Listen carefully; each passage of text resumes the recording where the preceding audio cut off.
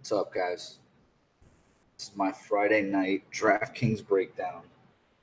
I'm also going to give you some of my bets. I'm actually heavily invested in a couple parlays this week, and I got about a little bit over $100 in DraftKings. So I'm about $700 invested in parlays and a little bit over 100 in DraftKings. I won a ticket for the big event last week, so I threw that one ticket in, but that's about all I did. I didn't put anything else into that big tournament on DraftKings. I know it's a big first prize for whoever wins it, but it's not really something I'm looking to play and chase with the bankroll I have. If I'm not max entering, I'm probably not entering. So let me share my screen here. And what I have, for those of you who aren't familiar with this is DraftKings in New Jersey. This is the sports book. So I'm just going through some of the bets that I do like. Um, First bet, I would stay away from this one on the money line. I'm not interested in that one. If you need to play this again, this is a tough card because as you see these lines, all the favorites. What's the lowest favorite now? Minus 215, right? 215. Yeah, there's really no favorites that on a normal week I'd be playable. You know what I mean? But with that being said, obviously I want some action. So the guy that I do like, if you want to pick anybody straight up, would be Song Yadam. I'm a big fan of him. I'm playing him a lot of my DraftKings lineups too. I have two parlays with him, in the parlay, so I'll probably lose a couple hundred if he loses.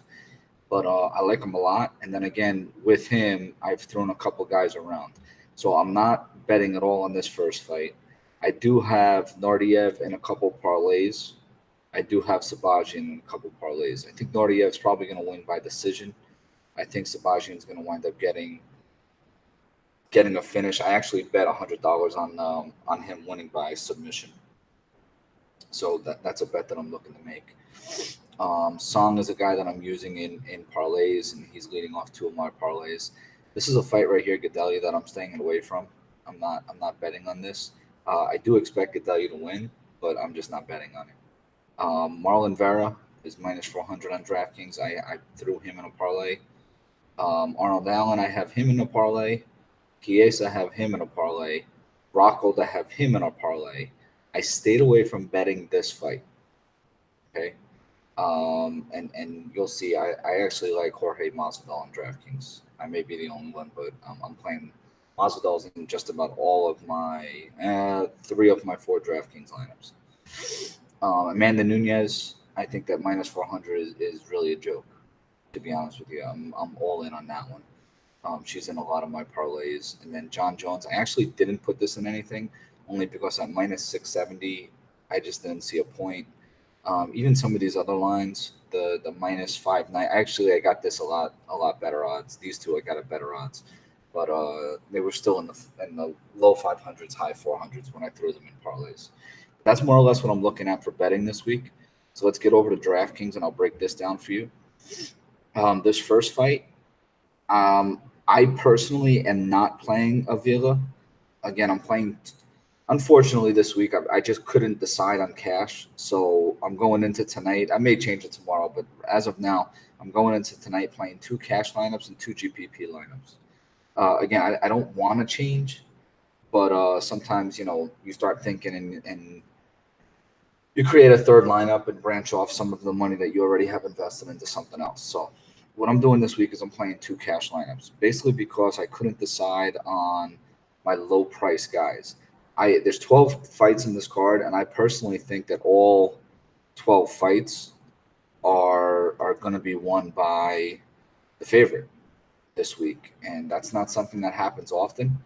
I don't remember the last time it did happen, but again, if you had to tell me, if I had to do a pick 'em, let's say, UFC used to run a pick 'em tournament. I used to play in every week on the UFC website. They got rid of it last year. I think it was like August last year. It's been gone for about a year now. But if I had to play pick 'em, I would pick all 12 favorites to win. Pick their method of victory, but all 12 favorites.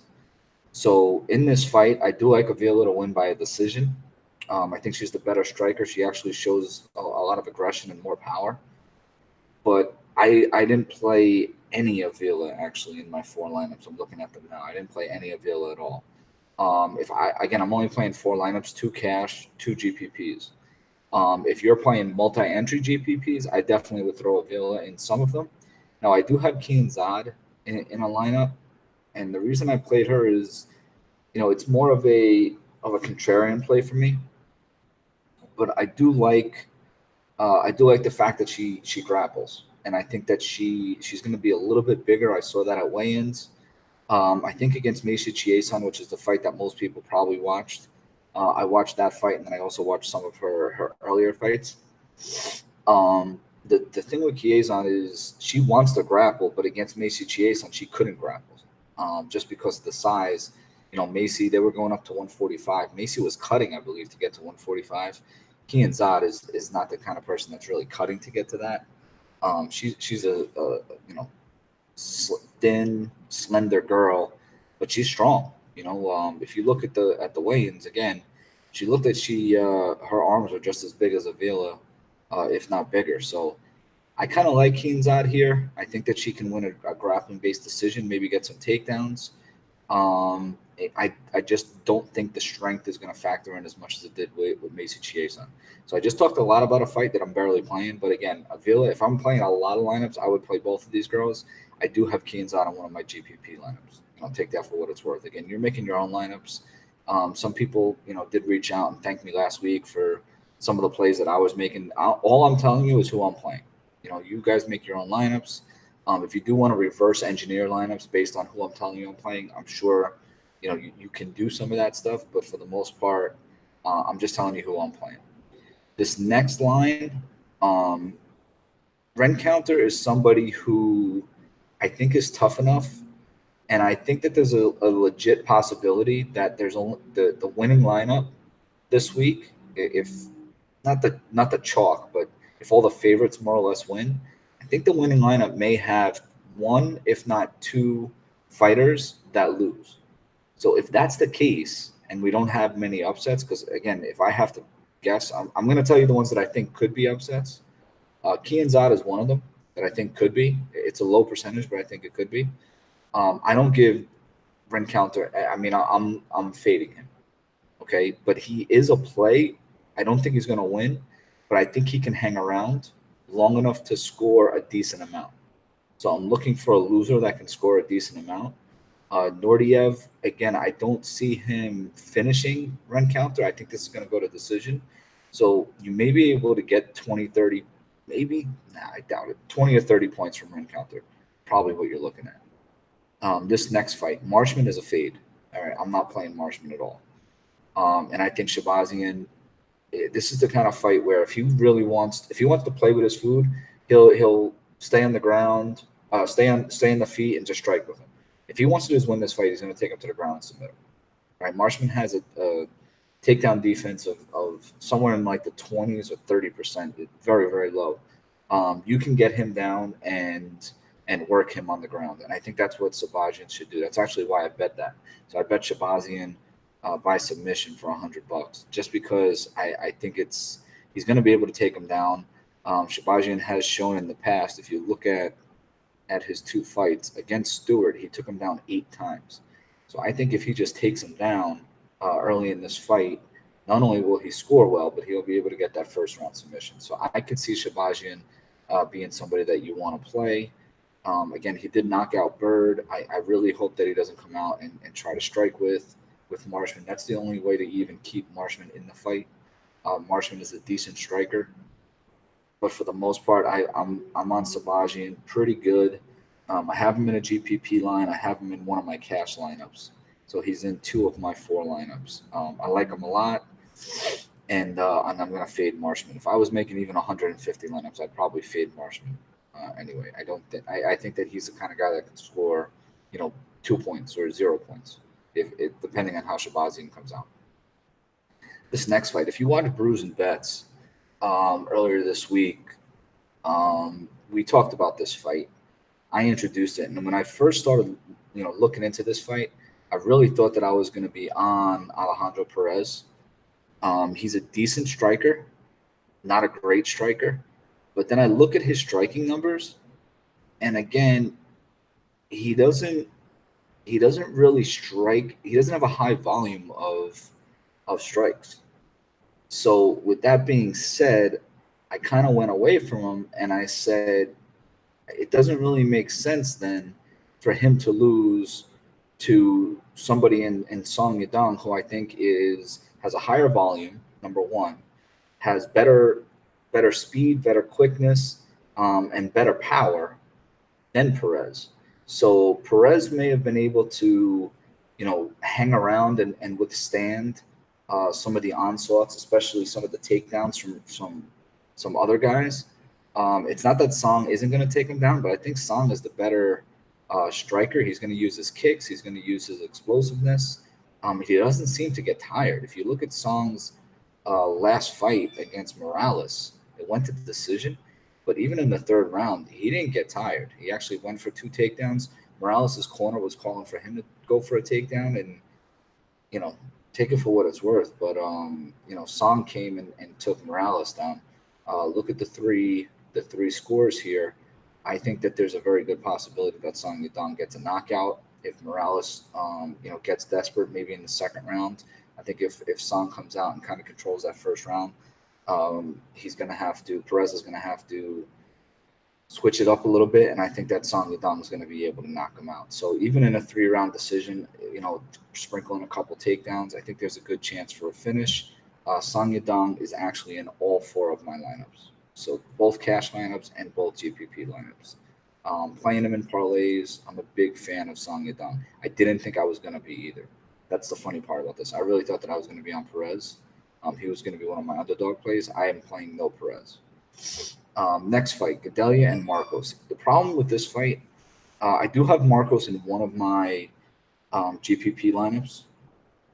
I'm sorry. Yeah, it is one of my GPP lineups. I have Marcos in one of my GPP lineups.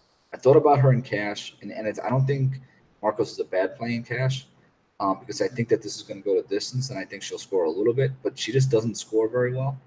We'll look at her points, and the reason she doesn't score very well, in my opinion, is just because of the strikes. I expected her to lose this fight, so I expected her to be more in that range. If she can get that second takedown or maybe another advance, reversal or an advance, then maybe she can score a little bit better than that 20 points. But for the most part, I'm not a huge fan of her striking. She doesn't strike enough for my liking.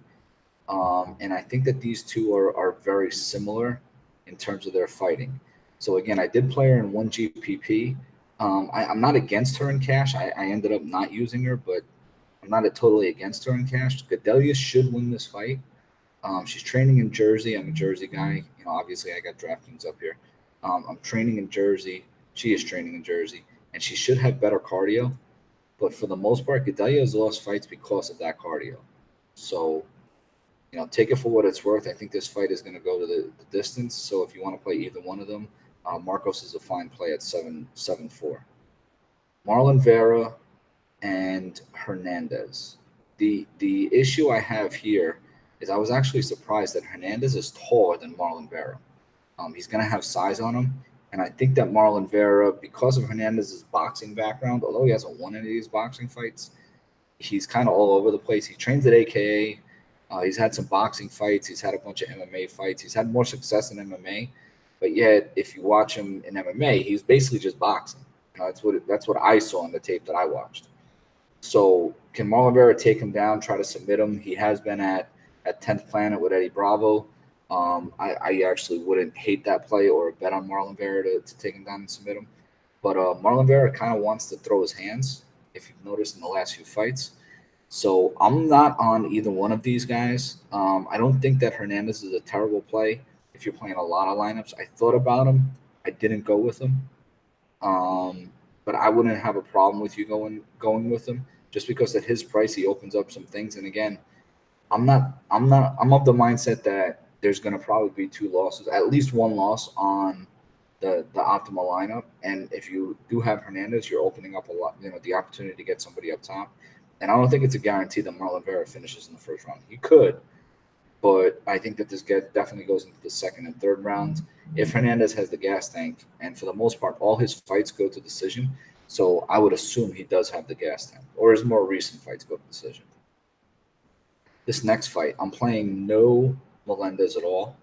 I think that Arnold Allen is just going to basically pick him apart for the entirety of 3 rounds. I don't necessarily think it finishes, but I am playing Allen in a as a contrarian GPP play in one of my lineups, and he was actually the last one to fit into that lineup, or else I probably would have played somebody else. I wasn't looking to play him, but the money just worked out well, and I didn't want to go down at that price. I only had like 9,000, and I didn't want to go down to Gedalia, so I wound up just playing Allen. I do think Allen's going to win. I actually have a bet on him. I'm going to stay away from Melendez. I think 2 years off and coming back against Allen, who has looked better every time I see him. His last time out, I mean, his striking was just on point. I believe he's still a TriStar guy, Faraz Zahabi. So I really do like Allen myself. And again, he's capable. Melendez is very good on the ground, but Allen is more than capable on the ground and actually has a submission out of a standing position, I believe, against Mads Burnell. So this next fight, if you watch the interviews again, we do our Brews and bets on Tuesday or Wednesday. We're gonna probably go back to Wednesday night, only because Tuesday night is Contender Series, and we're all obviously UFC MMA fans, so we're gonna be watching that on Tuesday night. So we'll do Brews and bets on Wednesday night from now on after this week. Tyler's gonna do a show either Sunday or Monday. This week I'll be on the show with him. It'll probably be Monday only because Sunday I'm actually playing golf, so I won't be able to do the show with him on Sunday, although I told him that. So if Tyler's listening to that, we're going to have to move that to Monday. So Monday night will probably be a Contender Series show. Wednesday will be Brews and Bets. And then Friday I'll be doing my DraftKings breakdown and just let you know what bets I actually do place. Brews and Bets, we break down the fights and I tell you what bets I like and the other guys do too. But I'll tell you exactly what bets I place on this podcast. But I'm off of Sanchez in bets. A lot of people are betting him. I actually bet Chiesa. I did play Sanchez in one of my cash lineups. And the only reason I played him is just because I think that Chiesa, I think this fight is going to go into the second, maybe even the third round. It could go to decision. So I think that Sanchez is good because of his pressure and the fact that Chiesa isn't really a knockout guy. He's more of a submission grappler, which plays into Sanchez's strength. I think that Sanchez is going to be able to stay around. I don't think he's going to win the fight. I hear a lot of people saying that he's going to win, so he's going to be highly owned, and I think that's my problem this week. I heard what everybody else said, and I just think that Sanchez is going to be the chalk in cash. So now I feel like I might as well play him in one of my cash lineups and then work around him with the other 5 guys and kind of beat everybody else with my other 5 guys. But then I also have another lineup with a main event stack. So, take it for what it's worth. So that's basically where I'm going in cash this week. So with Sanchez, I put him in one of my cash lineups. And with Chiesa, I actually have him in that contrarian GPP lineup. Like I said, I had one ticket for the 23.90 contest. So those are more or less my contrarian guys that are going into that contest. So that's Chiesa. And again, I think that he's going to be able to wear out Sanchez, beat him on the feet, maybe beat him in some grappling exchanges, not necessarily finish him, but at least get the better position, hold him off, threaten some submissions, and go from there. This next fight, Rockhold and Blachowicz, I'm all over Rockhold in this fight. I don't think the weight is an issue for Rockhold anymore. If anything, he's actually going to look better at 205 at light heavyweight. Blachowicz, I think that, him getting knocked out by Santos last time out, everyone wants to talk about Rockhold's chin. Well, what about Blachowicz's chin? Santos knocked him out last fight. Blachowicz was losing rounds. I think Rockhold can kind of do the same thing and actually get a finish on Blachowicz in rounds 2 or 3, maybe a late finish. I think Rockhold's going to need a round to just unless Blachowicz does something crazy in round 1. I think Rockhold's going to take his time, and Rockhold is a guy who I have in 3 of my 4 lineups, 2 of my cash lineups, and one of my GPP lineups. I love Rockhold this week. I think he can get a finish, but at 8.4, I mean, this is the closest to a pick'em, 8.4, 7.8.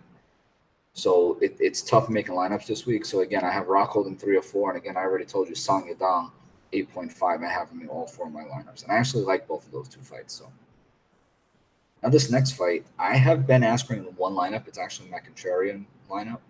I have Masvidal in the other 3, and I just can't get out of my head.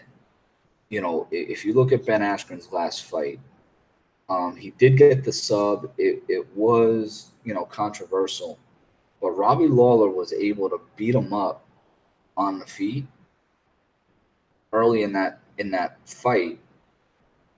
He got and Robbie Lawler actually picked him up and slammed him on his head. He had 1 takedown, and was able to put him in that bulldog choke, and then the controversy whether he was out or he wasn't out. I think that Masvidal is going to be able to maybe sprawl enough to make it a boxing match, make it a striking match a little bit. Askren's striking looked absolutely terrible. So I'm not sold on his striking. I do understand that if he's able to get Masvidal down to the ground, he's going to be able to just kind of wear him down on the ground and pound him out of there. But I'm taking a shot with Masvidal. Again, I'm not betting this fight at all, but I think Masvidal has a better shot than I think a lot of other people. I haven't heard anyone really on Masvidal, to be honest with you. But I am. I'm on Masvidal. Depending on how a lot of the fights go previous to this, I may put a little bet on Masvidal right before this fight to win by knockout, KO, TKO. That if I was going to play him, I'd probably throw a half a unit on that, depending on how all these other fights. Like if Chiesa wins, if Allen wins, Song Yadong wins, I'm already gonna have a couple $100 in my account. I may throw one of the something on there. This next fight, I'm fading Holly Holm. Not only do I not like the price, 7.1. The reason I don't like the price is Holly just scores so low. I was actually at her fight, her Durandamy fight. And again, she actually could. I thought she won the fight. If you listen to some other people, I know Cody Saftik said that he thought Durandamy won the fight, and that's fine. But she only scored 39 points. And again, at 7.1, 39 points is not terrible, but I don't think that this is going to go 5 rounds. And I'm just not a big fan of Holly Holm. Now again, I have her in no lineups. If you want to put her in some lineups, by all means you can do that. I think it's kind of messed up too. She botched the weight. Well, she didn't do it. I mean, I guess her team did, or they're something to the effect of the scale. They were using a different scale, but they cut down to 133 today. Why would you cut down to 133 when you got to make 135? It just doesn't make any sense for me. This is a girl who's fought up at 145. She fought Cyborg at 145. So why would you make her cut down to 133? She actually looked terrible when she weighed in.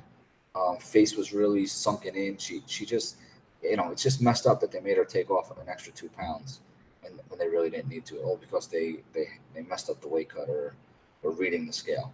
But if you even bet Correa, that was a leg kick late in that fight, 68 points. I think this fight is going to go more like the Cyborg fight, 22 points. So if you want 22 points from Holly, I think, by all means take that. Maybe she comes a little bit more aggressive, which again, if she wants to win this fight, I think she needs to pick her spots, maybe try to pick her spots in like the 3rd or 4th round. Amanda has had some cardio issues in the past, so maybe she's looking at that. But I'm not really on Holly Holm, to be honest with you. And again, it's tough because you got to come off some guys that you may want to. Like if I wanted to play Holly Holm, that one lineup that I played Sanchez, if I would have played Holly Holm there, I'm off by $100. You know what I mean? So that $100 is tough there. I'm all over Nunez. I'm on Nunez in 1, 2, 3 of my 4 lineups. So I really do like Nunez to score pretty well. This fight, I actually have John Jones in only 1 lineup, and it's a stack with Santos. It's one of my cash lineups. I have Jones in that lineup and that lineup only, and Santos I have in my contrarian GPP. Obviously, if Santos wins, I think the only way he's going to win is by a 1st round or 2nd round knockout. If he catches him, he has a puncher's chance. I do see this fight finishing in the 3rd or 4th round, and John Jones finishing it in the 3rd or 4th round. But 9,600 points. Let me just show you John Jones' point totals. 9,600 points. 9,600 salary. I'm sorry. 108 at 9,600. 89, 103, 110. So again, are you gonna get a huge point total from John Jones? Probably not. He's had 3 takedowns here, 3 takedowns here. I think he's going to probably get a 3rd round finish. So you're probably looking at maybe 100 points. I think that's kind of probably what you're looking at. You may even have less strikes early just because I think he's going to want to keep distance. The only way, in my opinion, that Santos can win this fight, there's basically 2 ways that I think he can win this fight. Let me bring you back here. So the 2 ways that I think that Santos can win the fight is if he catches him with a kick. He does have a pretty big left foot that he likes to get up to your head area. The spinning stuff, the capoeira spinning stuff, I don't see that really working. So again, what he's going to need to do is get into the pocket and make Jones exchange in the pocket. For him to do that, I think he's going to have to put John's back against the cage. I don't know how he's going to do that. But if he can get John's back against the cage and make him exchange in the pocket, he may be able to knock him out. But again, the last time he did that, that was against David Branch. I was actually cage side for that at UFC Atlantic City. And Santos, that's actually Santos' last loss when David Branch knocked him out. So again, in the pocket, he got David Branch in the pocket, and David Branch beat him to the punch. So that's the only way that I see him beating John Jones. If not, he's going to keep distance. I think he's going to throw a lot of kicks at John from distance to try to try to catch him with something, hurt him with something, and then maybe close the distance. But John's going to do the same thing. He's going to keep that distance. He's very good at keeping distance. He stays out of harm's way, and I think John's going to win a decision in the 3rd or 4th round. Santos slows down a little bit because I think a lot of those kicks early are going to take a toll. He starts doing some of that spinning stuff. Again, I think this is going to be a great card, but if I'm playing a pick'em game, like the old UFC pick'em, as I mentioned earlier, I'm probably picking every one of the favorites to win. That's where I'm going to be at. So good luck this week. Hit me up on Twitter with any questions. Hit me up on YouTube. I'm the one that answers the YouTube questions, so hit me up on YouTube with any questions. Probably get a faster response on Twitter, so you may want to do that. All right. Good luck, guys.